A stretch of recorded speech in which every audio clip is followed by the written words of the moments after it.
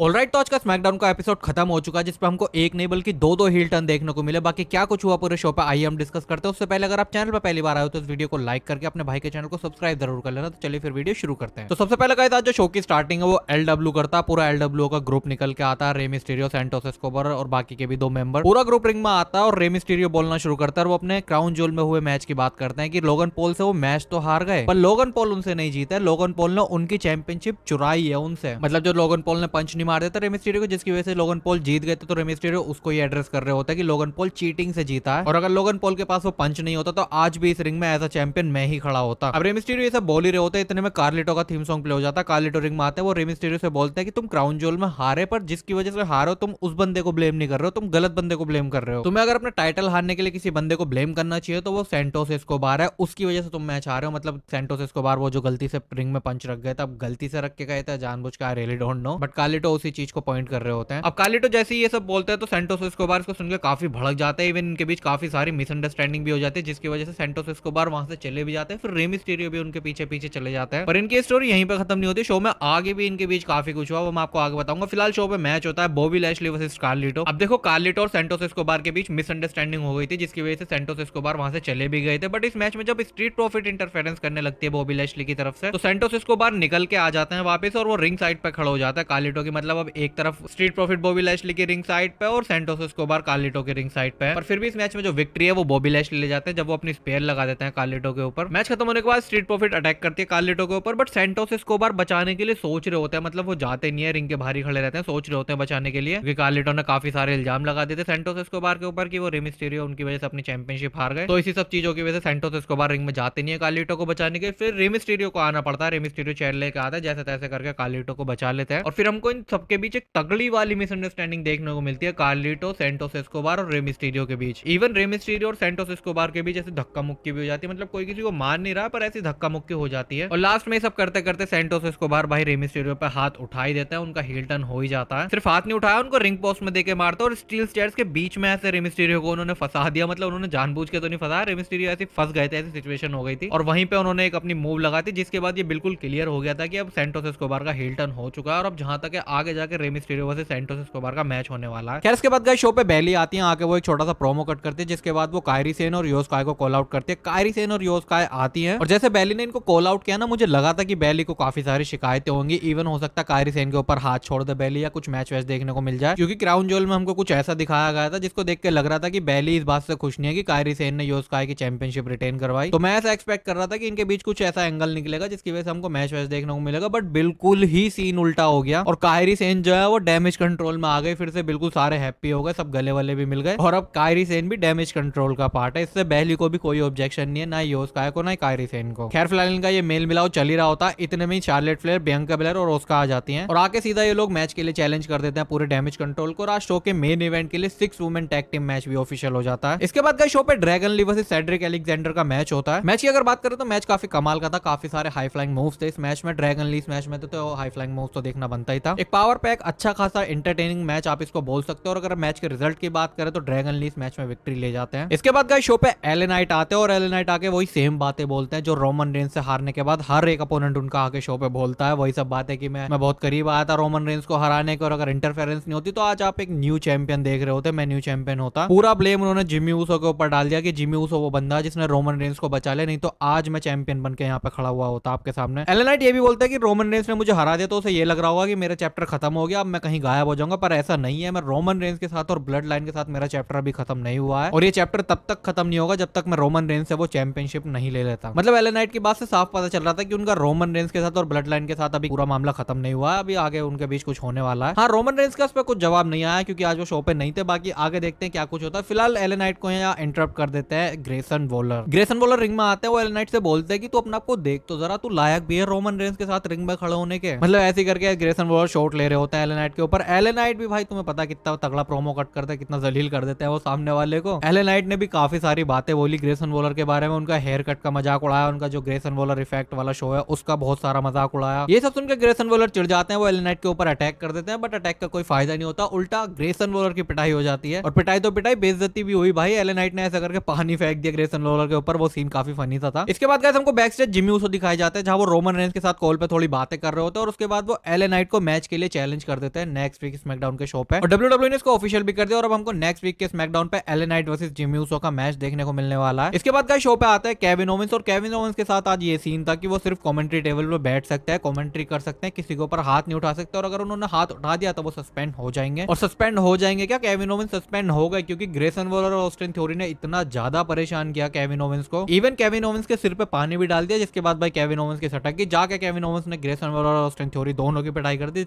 जिसके बाद Kevin Owens जो है वो सस्पेंड हो गए आज। इसके बाद गाइस आता है हमारा शो का main event 6 women's tag team match, जहां पे एक तरफ होती है यो स्काई, बेली और कायरी सन, और एक तरफ होती है शार्लेट फ्लेयर, बियांका ब्लेयर और ऑस्का। और जैसे मैच बुक हुआ ना मेन इवेंट में, मुझे लगा था कि कुछ बहुत ही कमाल का, कुछ बहुत ही एक्स्ट्रा ऑर्डिनरी होने वाला है। उम्मीद में ये कर रहा था कि शार्लेट फ्लेयर की टीम जीत जाएगी इस मैच में, क्योंकि वो लोग फेस हैं। पर सीन सारा तब चेंज हो जाता है जब ऑस्का का हील टर्न हो जाता है और वो डैमेज कंट्रोल के साथ मिलकर बियांका ब्लेयर और शार्लेट फ्लेयर की पिटाई कर देती है। और ना सिर्फ पिटाई की भाई, शार्लेट फ्लेयर को तो बहुत ही बुरी तरह से, मतलब ऐसा उनका मुंह पकड़ के, बाल पकड़ के बहुत ही बुरी हालत करी शार्लेट फ्लेयर और बियांका ब्लेयर की उन लोगों ने। शॉट्स भी आती हैं बचाने, बट डैमेज कंट्रोल के मेंबर अब इतने सारे हो गए, 5 मेंबर हो गए, डकोटा स्काई भी आ जाती हैं, तो फिर जब इतने सारे मेंबर थे तो शॉट्स भी क्या ही कर पाती, उनकी भी पिटाई हो जाती है। और अब ऑफिशियली उसका का हील टर्न हो चुका है और अब वो डैमेज कंट्रोल का पार्ट बन चुकी है, मतलब अब डैमेज कंट्रोल और भी ज्यादा स्ट्रॉन्ग हो गए, क्योंकि 5 बंदी आ गई है उसमें। बाकी अब आगे देखते हैं कि बियांका ब्लेयर और शार्लेट फ्लेयर पे क्या करते हैं, क्योंकि दोनों चुप बैठने वाली तो है नहीं, क्योंकि इतनी बड़ी सुपरस्टार है दोनों। बाकी क्या कुछ होगा हमको नेक्स्ट वीक के शो पे पता चली जाएगा। फिलहाल ऑस्का के हील टर्न के साथ आज का शो हो जाता है यहीं पे खत्म, जो कि मेरे हिसाब से हील टर्न जो है ना आज के शो में, उसने पूरे शो में जान डाल दी। बाकी आपको कैसा लगा आज का शो कमेंट करके बता सकते हो। फिलहाल ये वीडियो करता है खत्म, और अगर आपको वीडियो अच्छी लगे तो इसको लाइक करके चैनल को सब्सक्राइब कर देना। मिलता हूँ आपसे न्यू वीडियो के अंदर, तब तक के लिए टेक केयर।